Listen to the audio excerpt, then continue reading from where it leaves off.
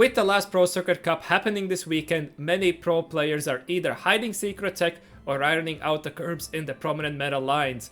However, the part of preparation is also limit testing the niche spots for less popular lines. Therefore, for today, we're going to be jumping in game with title from Japan. Our gods for the game are going to be Ari on Soraka, starting out here in the component Anvil encounter. Looking to field these two Primordian units. Definitely Primordian still extremely strong econ engine to be playing around, and now that the top end of the other comps has been brought down, you are definitely be able to also still play this in your Master Yi, but any form of an AD line can work. Quirky Riven still also playable from these niche spots. But we have found a Nasus pair, and with how prominent Space Groove is and how stable that reroll is, whenever you get a chance to play this comp, you should definitely be there. Just do want to make sure that you're not being contested, and Vanguard's going to lead to higher cap, plus we have that tier, we have the potential to slam the Void Staff. Otherwise, we've held on to this 2 Timebreaker here, definitely something we may consider. Do we have a Ezreal shop? No, we don't. We pick up a Cho'Gath instead, which nicely synergizes with these brawlers that we have. And Offset also have to hold out onto this Aatrox, partially valuing the potential to go fast 9 in our games, as these are going to be the comps that still secure the win. Going up in our augment selection right now, this Trifecta Trinity Force augment right here hasn't seen that... Yeah, Trinity Force, not a Trifecta. Hasn't seen that much play, really.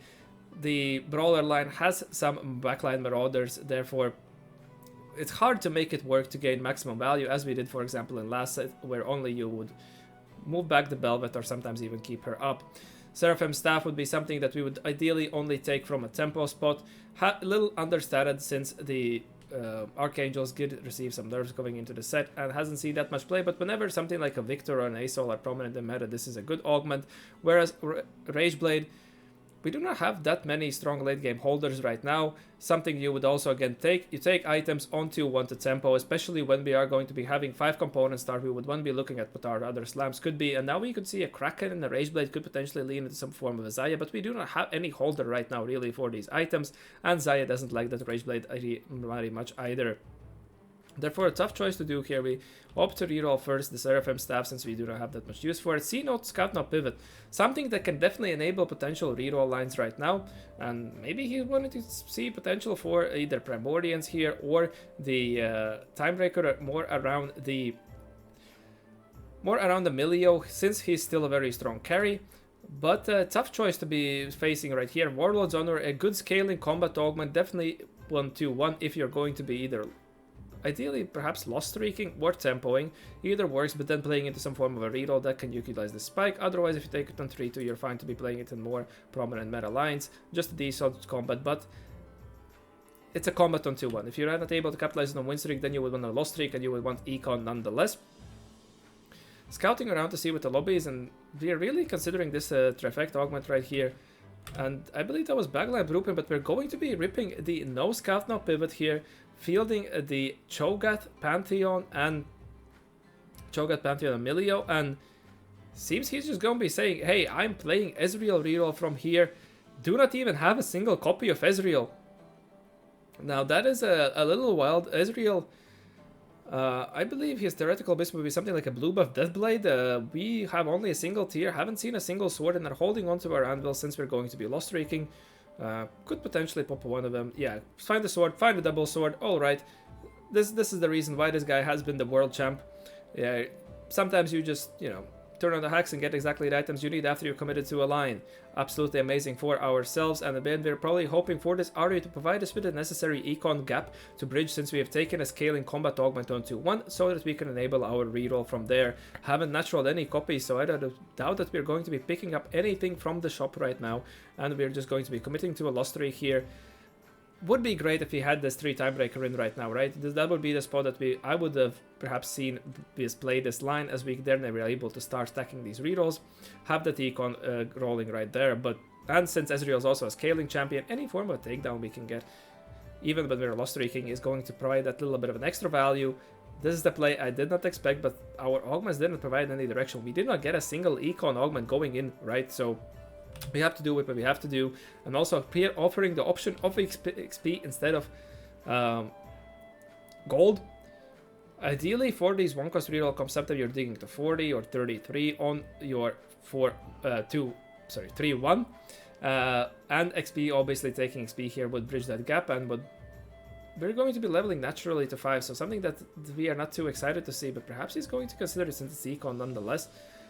This is going to greatly benefit all the tempo players right now. Soraka's Miracle, though, is something that here hasn't seen in your later stages of the game, some other unit might die and you're just gaining a value for a little less useful unit, but might be the pick we have to make at this point.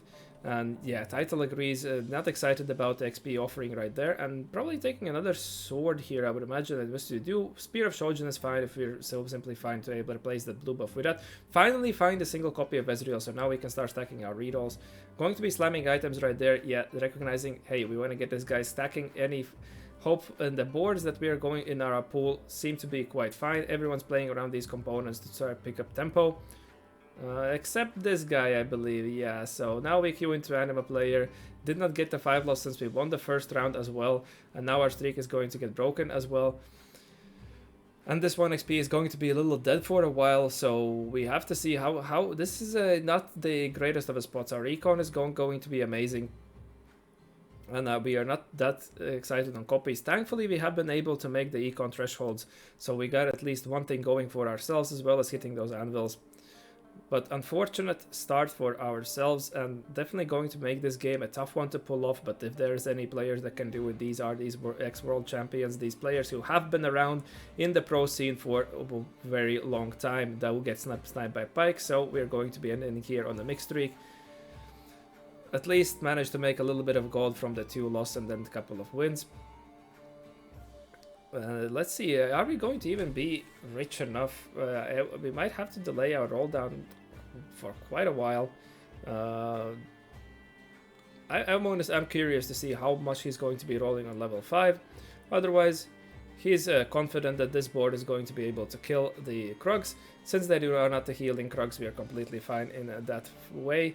But everybody said that there's not healing Krugs, you are able to get away with a little weaker of the boards. Going to be rolling here. Rolling a little bit more, making that Lissandra too. Is that something that we are considering as well? Potential for a list 3. Find a Cho'Gath too, so I would assume we're going to be stopping here. Rolling down all the way to 31. We have also picked up a Samira. Right, this comp generally caps out with Jhin. But we definitely want some form of a sniper. Ezreal is going to be our primary carry. We want that sniper value on him, giving on. And Samira, strong unit to be playing around in your mid game right now. Hoping to sneak in a little extra roll as well.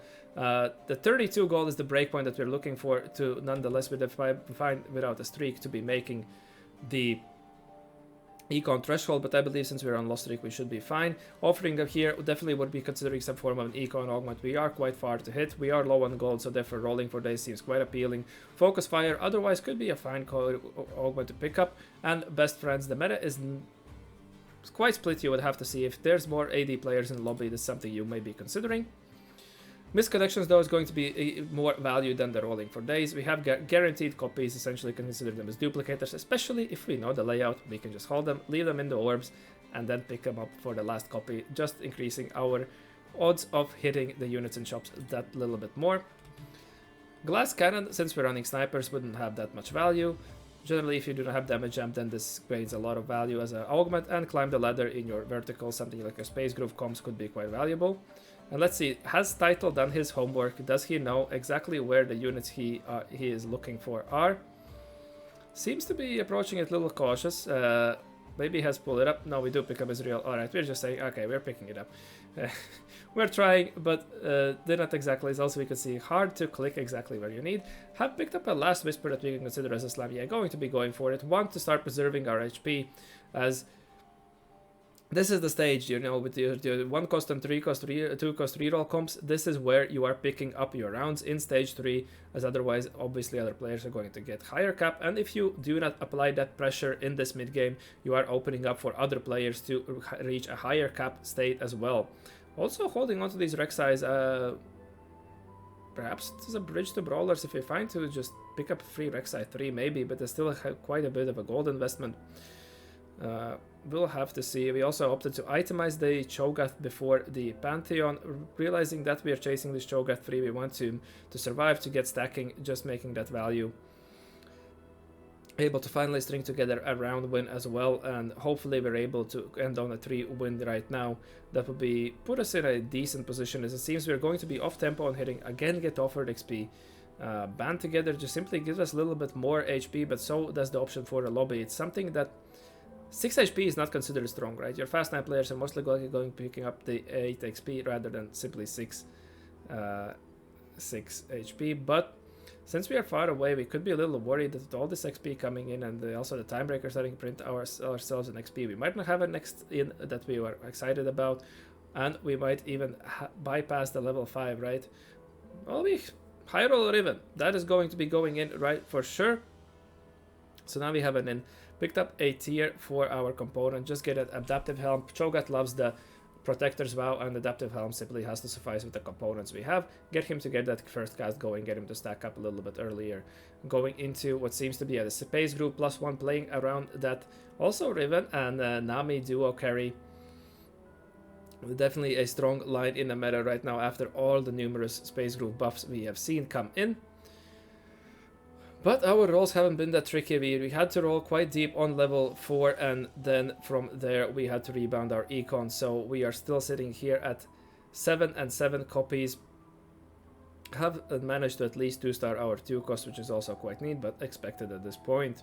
Queuing into an anima player, so we're going to be able to complete our 3-win, which is quite decent. And since we went with the HP, we are in an alright spot. On tempo, we would have hit on 3-5, right? This is where I would say that this comp would generally be able, where you would want to hit, otherwise you know you're in a quite doomed of a spot. But thankfully we have that scaling coming in from no scout, no pivot. Therefore we have the potential to still reach quite a high cap, and perhaps the other players in the lobby are going to be able to take each other out. Quite close now, Ezreal now, so most likely going to be full sending it the round after. And it's amazing that we have this next in lined in, so we are fine to also then be pushing levels, pushing the tempo by leveling up, slotting in the Riven, and then try to rebound our econ through the strongest board. Sitting on 8 copies, and 8 copies definitely a green light for us to send down. How expensive this last Cho'Gath is going to be. Pair the Riven pair, have to dig extremely deep right now. Have the Rek'Sai 3 coming in, but then now finally the Cho'Gath 3 comes in, leveling for the last second for this Riven. Going to be slotting in an IE, so we're still considering the potential to be capping around the Jhin, but Samira is also going to be fine to utilize it for now. Just wanting to put as much damage as we can, so we didn't really have the survivability, durability items for this Riven, and this 4 timebreaker is a massive spike for ourselves, providing that with that extra attack speed on our team. Now, exclusive customization seems quite appealing. We do not have a 3-item Cho'Gath right now, could just utilize it on the Cho'Gath the right way. The Giant Slayer augment, we have snipers. It's not going to have that much value, but if you're lacking a backline item, could have taken Gilded Steel. We are in no scout, no pivot. We cannot even utilize it. Our slots are quite planned out that we're going to be playing around. Therefore, this is going to be probably our first reroll. Going to be most likely defaulting the exclusive customization. Also allows us to... Did we do this remover play as a possibility for maybe transitioning the Last Whisper instead? Now Ascension, this is fine if you have a very durable frontline. It obviously allows Cho'Gath 3 to pop off quite a bit. But we have 2 frontliners right now, and this is going to provide quite a long value. And again, it's damage jump, we are running snipers, little overlap in the stats right there. Arcane Victory, fine for us to be stalling, but since we had to roll quite deep, this little extra 7 gold that we're getting here is actually quite valuable for ourselves. And yeah, we're going to be popping it on Cho'Gath. Stoneplate would have been fine also as a pickup, I believe, in my opinion, since we're not running that many frontliners, but instead we're going to be going with Protector's Vow. And yeah, he's going to be moving the Infinity Edge onto the Ezreal, and then just the Last Whisper onto the Samira. Probably, yeah, most likely makes just a stronger itemization. Getting those crits in is quite valuable. And we have a strong setup for ourselves. We have also the Rek'Sai 3 that we managed to pick up that's going to be sitting on our bench for quite a while right now. Have the Maokai in, so we have lined up for a brawler potential. But now the Econ is the only thing holding us back. We're going to be also having the Soraka, but it's neat that we were able to pick up these 2 wins, and now we're hoping... Oh, this is an interesting positioning he's knocking out here. Going for aggressive level, as we definitely want to keep applying this tempo, secure this HP lead. Who are we positioning in this way against? I'm quite curious.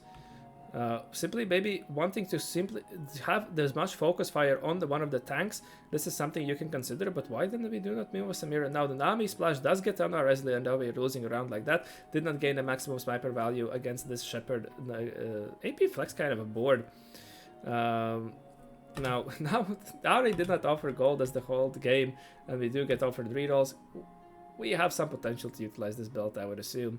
Could just be a striker slow, even though we're overlapping on damage jump, should be completely fine. Otherwise can become a Riven item as something like the option here we have its Terex Gauge. But we are scouting the lobby, seeing that there's going to be quite a lot of AD, so we're going to go in with the Bramble Vest. That's a good read from him. Definitely if you're able to move off this Sunfire from anyone, from our main tank, is always a play to go for. Oh, we see that there's a Pyke. Well, maybe we are positioning this way against the Pyke player, as we know that they are operating with this open for like this Noah's Ark kind of position where we're going to be splitting our front line. We're hoping that this is not going to put have the Emilio be a little further away instead of being able to jump on our Ezreal and keeping him protected in that form of way. That would also explain why the Samira and Ezreal not swapped places to gain a maximum damage jump. Sadly, he's still in our pool. We haven't queued into him just yet. So we might have to do these maneuvers quite a while. This is always the painful part of the RNG matchmaking. You're positioning for one guy, but you never fight the one guy. We can see that the Japanese server seems to be very hot onto this Space Groove line. Another player who, well, this is more, again, some form of an AP flex, went fast 9, tried to play some form of Vanguard board. It hasn't really hit that much.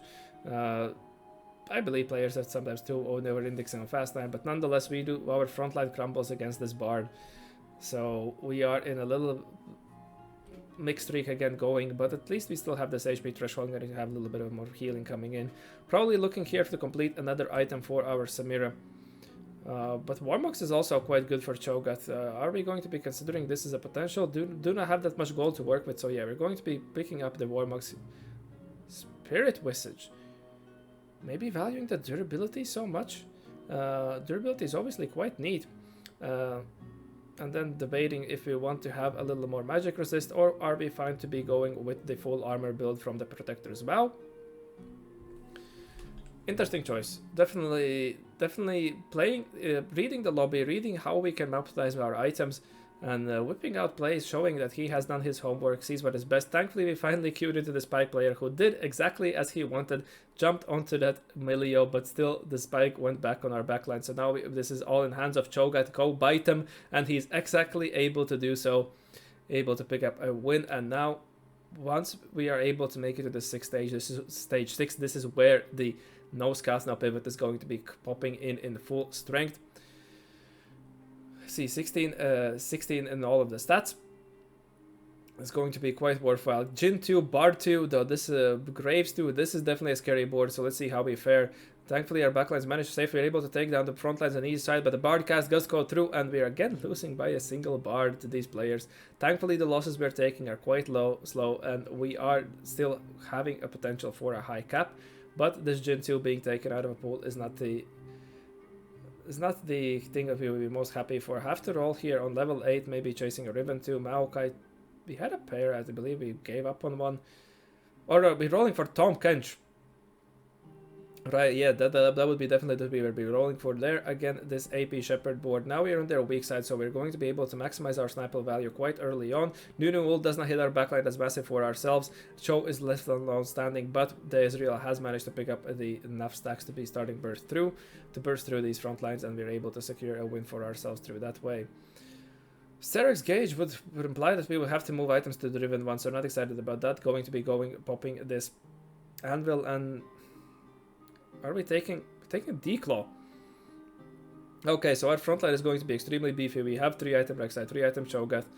Going against in the Spike player again. Have managed to position that she should jump on the Milio. Now re-aggro on him. The Edge of Night had been popped, and that's absolutely amazing for us. I was able to secure a win right there, and easy pickings for ourselves going in here. Nicely being very aware of all the positioning possibilities, and now the Tom Kenshin comes here. Did not have that much gold. We're under pressure to be pushing levels to try to secure the wins here, as this is what is deciding the placements for ourselves.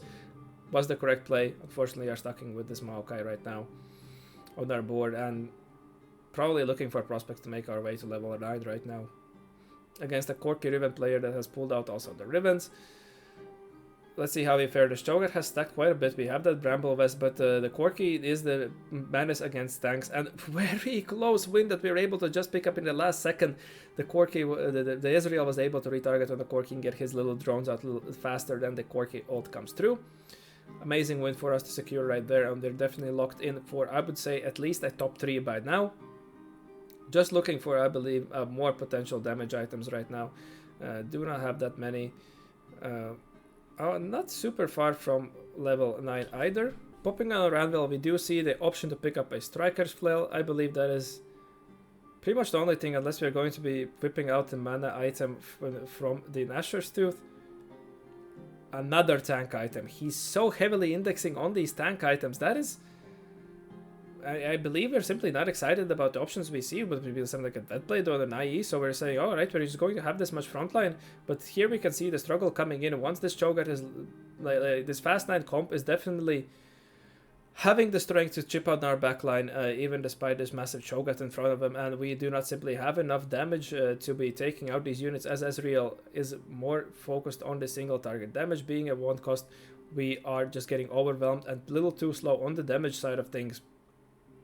Nonetheless, this allows us to potentially prevent any wraps from both sides, try to maximize the sniper value again, so now going against another Fast 9 board against the Rounders Jin 2. Able to secure it there, so we are slowly but surely taking out these units. Now this is something that we would be looking at from form of Ascension comp, right? Going to be rolling here, holding on to this Find Us Jin, but we're holding on nicely onto that Kai'Sa for a potential to secure that Darkstar. Still, the amount of frontline items, this is a very interesting gameplay here against the Shepherd board. Now, let's see how we fare. Are these frontline items really enough to buy enough time for this Ezreal to slowly be taking out targets one by one? But we can see he has received so many stacks by now that he is able to pretty much a single cast take out every single tank. So as long as we have enough time for him to do his job, he's able to get there. We are out of removers as well at this point. And another Declaw. We're just saying, alright, we're going to be full frontline, triple frontline item build. Very, very interesting how he manages to... that he's reading that this to be his strongest option, and now this is already the last fight against this Fast 9 board that was able to wreck us before. Thankfully, the Blitzcrank is not on the Cho'Gath, so we're going to have a little bit of time there. Have enough time now. This Blitzcrank would over aggro on our backline, but we had enough time to kill off their backline and able to secure a victory right there. Just quickly relook. This frontline was truly able to buy enough time for us to secure the win here. Blitzcrank comes online a little too late, and then we're able to clear him up. Amazing game played by Title, even from not of the best starts, managed to rebound, and particularly seeing this item read, seeing that we need to index so heavily onto the front line in order to win out from this spot. Believing into this Ezreal, believing into the no scout, no pivot scaling he's going to be receiving, and able to simply take out targets one by one and secure ourselves a victory. I would like to thank you for watching, and I hope that you learned something new, and I wish to see you in the next one. Have a good one.